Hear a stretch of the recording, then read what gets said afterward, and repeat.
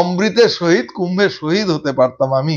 Acknowledge করলেন তাদের মূল্যবান প্রাণ, তারা দিয়ে দিলেন অমৃতের আকাঙ্ক্ষায়। আমি কি অমৃত পেয়েছি, কি গরল পেয়েছি। 5:35-এ 5:30টার সময় সেটা ছেড়েছে। 5:20-25 আমি জানতে পারলাম যে এই নির্দিষ্ট ট্রেনটি যাবে প্ল্যাটফর্ম নম্বর 6। মানে একটা অ্যাপসে 5 দেখেছি, একটা 7, এবার 6-এ পেলাম। 7-এর থেকে 6-এ আসতে আমার পরিশ্রম করতে হলো না। কিন্তু এইটাই যদি 5-এ হতো তাহলে কি হতো, আমাকে সিঁড়ি বা এসকেলেটরে চড়তে হতো। সব লোক সেখানে একই সাথে বহুত লোক চড়ার চেষ্টা করতো, সেখানে গিয়ে এরকম দুর্ঘটনা ঘটতে পারতো এবং আমি সেখানে শহীদ হতে পারতাম। মানে বন্ধুরা নমস্কার এবং শুভ সন্ধ্যা। এটা আমার অমৃত কুম্ভের সন্ধানে 4র্থবার আমি সুস্থ দেহে ফিরে এসেছি। আপনাদেরকে শ্রদ্ধা এবং আমার শুভেচ্ছা এবং কৃতজ্ঞতা জ্ঞাপন সেই বিষয়ক একটা ভিডিও পোস্ট। এবং আমি কি পেলাম অমৃত কুম্ভের সন্ধানে 4র্থবার গিয়ে, আমি কি অমৃত পেয়েছি, কি গরল পেয়েছি, সেই বিষয়গুলো নিয়ে দীর্ঘ কিছু বিষয়, আমার অনুভবগুলো নিয়ে আপনাদের সাথে আমি কথা বলবো। সেটা হয়তো দীর্ঘায়িত হবে, সেটা একটা এপিসোডে সম্ভব হবে না, একের পর এক আমি সেটা দেব।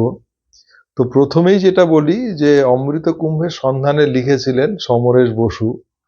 সেখানেও দেখেছিলাম অমৃতের পাশাপাশি গরল। এবং আমরা এটার মাইথোলজিক্যাল যে ওল্ড আমাদের স্টোরি যেটা আছে আমাদের হিন্দু ধর্মশাস্ত্র অনুযায়ী, পুরাণ কথাতে আমরা পাই দেবতাদের হিত গৌরব পুনরুদ্ধারের জন্য সাজেস্টেড হয়ে আরো বৃহত্তর দেবতা দেবাদিদেব মহাদেব, তার সাজেশনে, বিষ্ণু তার সাজেশনে, এটা হয়তো একটু মতান্তর হতে পারে, তো সেই জায়গাতে তাদেরই সাজেশনে, অর্থাৎ আমরা জানি দেবতাদের মধ্যে শ্রেষ্ঠ হচ্ছে ব্রহ্মা বিষ্ণু মহেশ্বর। একজন হচ্ছে প্রলয়কর্তা, একজন স্থাপনকর্তা, আর একজন হচ্ছে রক্ষাকর্তা। ব্রহ্মা যে সৃষ্টিকর্তা, বিষ্ণু তিনি রক্ষাকর্তা, এবং মহেশ্বর এ হচ্ছে প্রলয়কর্তা। তো এরকমই তিনজনের মধ্যে যে কোনো একজনের সাজেশনে তাদের যে হৃত গৌরব পুনরুদ্ধারের জন্য, সেটার গল্প দীর্ঘ, সেটাও আমি বলেছি।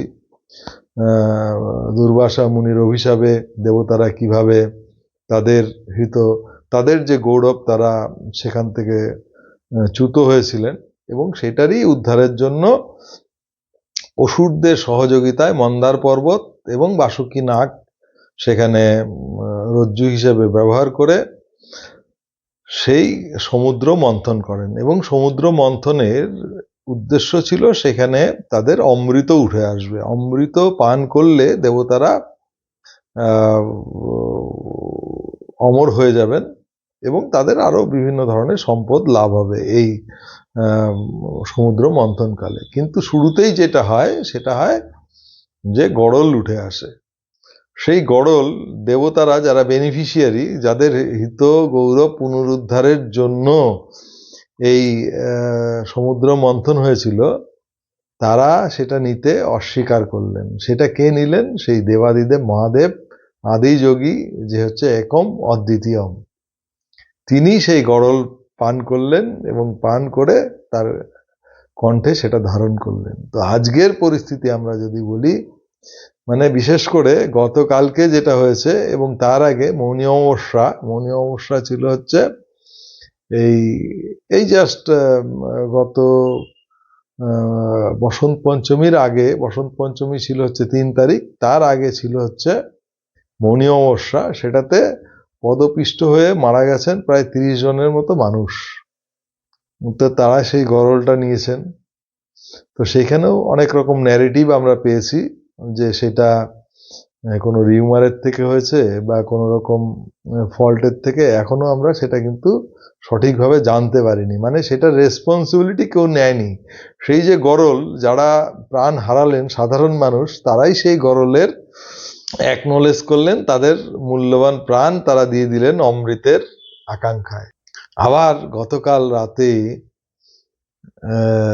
সেই দিল্লি স্টেশন থেকে, অর্থাৎ শনিবার ছিল, শনি রবি এটা ধরে নিয়ে তারা প্রয়াগে এসে পুণ্য স্নান করবেন। সেই হিসেবে প্রচুর লোক, সাধারণ মানুষ তারা সেখানে জমায়েত হয়েছিলেন এই ট্রেন ধরে আসবেন বলে। কারণ ভারতবর্ষের এই প্রান্ত থেকে ওই প্রান্ত অব্দি জুড়ে দেয় একটাই বাহন, সেটা হচ্ছে ট্রেন বা রেল যোগাযোগ ব্যবস্থা, যেটা ভারতবর্ষের সবচেয়ে বেশি মানুষ, যান এবং মাল পরিবহন করে থাকে। তো সেই উদ্দেশ্যেই সেখানে তারা, এবং সেটা কম ব্যয় সাপেক্ষও বটে, তো সেখানে তারা উপস্থিত হয়েছিলেন। কিন্তু সেটা কোনো কারণে সেই বিষয়টা কিন্তু একটা ফ্যাটাল পরিস্থিতি তৈরি হয় এবং সেখানে 18 জন লোকের প্রাণ দিতে হয়, যেটা সরকারি ঘোষণা অনুযায়ী।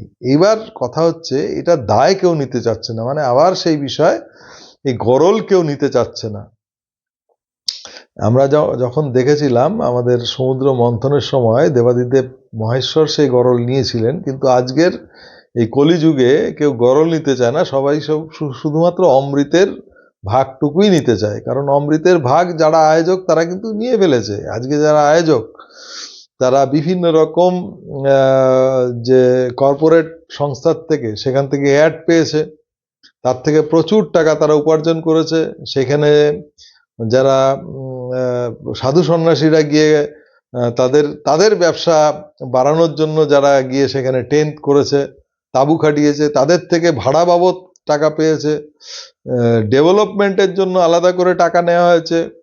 ডেকোরেটর, ইলেকট্রিফিকেশন, সুয়েজ, জল, সেই ডিপার্টমেন্টগুলো টাকা পেয়েছে। এইভাবে বিভিন্ন সম্প্রদায় সেখানে কিন্তু তারা অমৃতের ভাগ অলরেডি নিয়ে ফেলেছেন, কারণ সেই টাকাগুলো আগেই তাদের কিন্তু উদ্ধার হয়ে গেছে, পুরোপুরি সাকসেস। কিন্তু আজকে এই গরলের ভাগ কে নেবে? গরল সেই শূন্য। শূন্য মানে হচ্ছে দেবাদিদেব মহাদেব। দেবাদিদেব মহাদেব হচ্ছে আদি যোগী, যেখানে শূন্য কিছু নেই সেখানে হচ্ছে দেবাদিদেব মহাদেব। আজকে মানুষের পরিস্থিতিও তাই, সাধারণ মানুষ সেখানে। কিন্তু আমি যেটা দেখলাম গতকালকে, আমি যখন বারাণসীর থেকে, কারণ আমি টিকিটটা কেটেছিলাম প্রয়াগের থেকে বেশি ভিড় হবেই চিন্তা করে বারাণসীতে, কিন্তু বারাণসীর অবস্থা আরো ভয়ঙ্কর। সেখানে আরো ভয়ঙ্কর পরিস্থিতির মধ্যে আমি পড়েছিলাম। সেখানে আমি যেটা দেখলাম, রেলওয়ের একটা ভয়ঙ্কর ফল্ট, একাধিক ফল্ট আছে, কিন্তু সবচেয়ে ভয়ঙ্কর যেটা ফল্ট আমি দেখলাম, যে একটা ট্রেনে সার্টেন যাত্রী সেখানে যেতে পারবে, তাদের সেই একটা সার্টেন লিমিট অবধি সেই টিকিট দেওয়ার ব্যবস্থা বা তাদের রেস্ট্রিক্ট করা, সেগুলো কোনো ব্যবস্থা ছিল না। সবাই সেখানে উঠে গেছে, টিকিট ছাড়া উঠেছে, টিকিট ওলা উঠেছে, এবং যাদের আগের থেকে রিজার্ভেশন করা ছিল তারা উঠে বিপদে পড়েছে, যেমন আমি বিপদে পড়েছিলাম। কিন্তু সবচেয়ে বিপদে যেটা পড়েছি, 3:35 ট্রেনের শিডিউল ছিল, যেটা আমি অমৃতসর নাসিক, আমার আরেকটা রিলের মধ্যে সেটা উল্লেখ করেছি, অমৃতসর তিনসুকিয়া মেল এএসআর এনএসটিকে, যেটা আমার যাওয়ার কথা ছিল বারাণসীর থেকে নিউ কুচবিহার অব্দি, আমার ট্রেন শিডিউল ছিল, এবং আমি সেটা দীর্ঘ 4 মাস 120 দিন আগে সেই টিকিট আমি বুক করেছি। সেখানে আমার রিজার্ভেশন, আমার নাম্বার ছিল M257 লোয়ার বার্থ।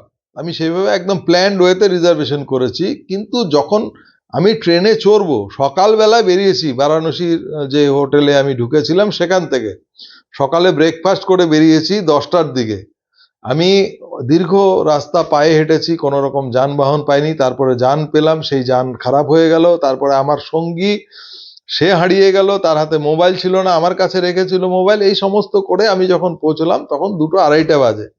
আমি আমার অ্যাপসে দেখলাম, দুটো অ্যাপস আমি ইউজ করি। একটা অ্যাপস হচ্ছে হোয়ার ইজ মাই ট্রেন, যেটা হচ্ছে গভর্নমেন্ট অ্যাপস। আরেকটা হচ্ছে ইক্সিগো, যেখান থেকে আমি টিকিট কাটি, আইআরসিটিসির রেকগনাইজড অ্যাপস। ইক্সিগো দেখাচ্ছে যে ট্রেনটা 5 নম্বর প্ল্যাটফর্মে আসবে, আর হোয়ার ইজ মাই ট্রেন দেখাচ্ছে 7 নম্বর প্ল্যাটফর্মে আসবে। আমি কনফিউজড হয়ে গেলাম। এবার গেলাম এনকোয়ারিতে, এনকোয়ারির থেকে আমাকে বলা হলো যে ট্রেনটা 7 নম্বরে আসবে। আমি আশ্বস্ত হলাম, তার মানে আমার হোয়ার ইজ মাই ট্রেনও 7 বলছে, আবার ওই এনকোয়ারির থেকেও 7 বলছে। আমি 7 নম্বরে গিয়ে যথারীতি অবস্থান করলাম। সেখানে গিয়ে একটা বড় দেখে পেয়ারা কিনলাম। সেই পেয়ারা কেটে, আমাদের কিন্তু সকাল থেকে আর কিছু খাওয়া হয়নি, তখনও দুপুরে খাওয়াটা কিচ্ছু হয়নি, সেটা আমার সঙ্গী সেখানে পেয়ে গেছি, গিয়ে তার সঙ্গে সেটা শেয়ার করলাম। এবার যখন 3:35 হয়ে গেল, 4টা বেজে গেল, আমি অ্যাপসে দেখছি ট্রেনটা কোথায়। ট্রেনটা দেখলাম বারাণসী ইয়ার্ডে আছে। বারাণসী ইয়ার্ড মানে 1 kilometre away from Varanasi main station. এবার আমি কনফিউজড হয়ে গেলাম যে এখনো অবধি কোনো অ্যানাউন্সমেন্ট নেই, কোনো ডিসপ্লেতে কিছু বলা নেই, অথচ দুটো অ্যাপসে দুরকম দেখাচ্ছে, ওয়েদার 7 অর 6, 5, কোনটা 5 হতে হলে আমাকে আবার উপরে সিঁড়ি চড়তে হবে, সেখানে যেতে হবে। ভয়ঙ্কর ব্যাপার। এবার আমি আবার গিয়ে নিচে গেলাম, সেই সিঁড়িতে চড়ে তারপরে নিচে গিয়ে এনকোয়ারিতে গিয়ে জিজ্ঞেস করলাম। এনকোয়ারিটা সাধারণত এন্ট্রান্সের দিকেই থাকে আর প্ল্যাটফর্ম গুলো পেছনে থাকে। সেইখানে গিয়ে যখন জিজ্ঞেস করলাম, ওরা বলল প্ল্যাটফর্ম 7। তাও কিছুটা ঠিক আছে, কারণ 7 আর 6 হচ্ছে একটা মানে এস্টাবলিশমেন্টের মধ্যেই দুটো দিক, মাঝখানে সিঁড়ি টিড়ি এগুলো। তো যথারীতি আমি এসে 6-এ উঠলাম, 6-এ এলাম এবং সেখান থেকে আমি আর ট্রেনে উঠলাম। সেটা নিয়ে দীর্ঘ ব্যাপার, সেটা রিলে দেখানো আছে।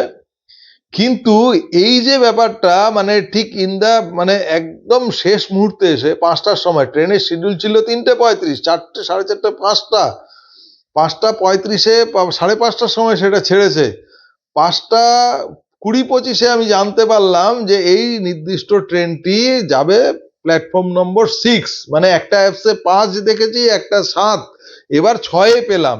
7-এর থেকে 6-এ আসতে আমার পরিশ্রম করতে হলো না। কিন্তু এইটাই যদি 5-এ হতো তাহলে কি হতো, আমাকে সিঁড়ি বা এসকেলেটরে চড়তে হতো। সব লোক সেখানে একই সাথে বহুত লোক চড়ার চেষ্টা করতো, সেখানে গিয়ে এরকম দুর্ঘটনা ঘটতে পারতো এবং আমি সেখানে শহীদ হতে পারতাম। মানে অমৃতের শহীদ, কুম্ভের শহীদ হতে পারতাম আমি বা আমার সঙ্গী। আমি বেঁচে গেছি। এই জন্যই আপনাদের আমি আবার করজোরে আপনাদের শুকরিয়া, আপনাদের কৃতজ্ঞতা, আপনাদের শুভেচ্ছা, সমস্ত কিছু আপনাদের জ্ঞাপন করছি। আমি অ্যাকনলেজ করছি যে আপনাদের আশীর্বাদ, যে আপনারা যারা আমাকে বলেছিলেন, এবার আমার ইচ্ছেই ছিল না আমি হয়তো যেতে পারবো বলে, আপনারা যারা সবসময় আমাকে দেখেন, আমি কন্টেন্ট তৈরি করি, আপনারা দেখেন, ভালোবাসেন, যার জন্য আমাকে আবার সাজেশন দেন। আপনাদের সাজেশন অনুযায়ী আমি আবার ইভেন্টগুলোতে যাই, সেখানে কন্টেন্ট তৈরি করি। সেই আপনাদের শুভেচ্ছার জন্যই আমি সুস্থ দেহে ফিরে আসতে পেরেছি। এই জন্য আপনাদের আরেকবার ধন্যবাদ। শুভরাত্রি। দেখতে থাকুন, সঙ্গে থাকুন। আমি ভবঘুরে, আমার সঙ্গে থাকুন। আমি বিভিন্ন ধরনের people, places, food and festival এই সম্পর্কিত ভিডিও পোস্ট গুলো করে থাকি, কন্টেন্ট তৈরি করি। তো সেটার জন্যই বললাম আপনাদের ধন্যবাদ আরেকবার। That's it.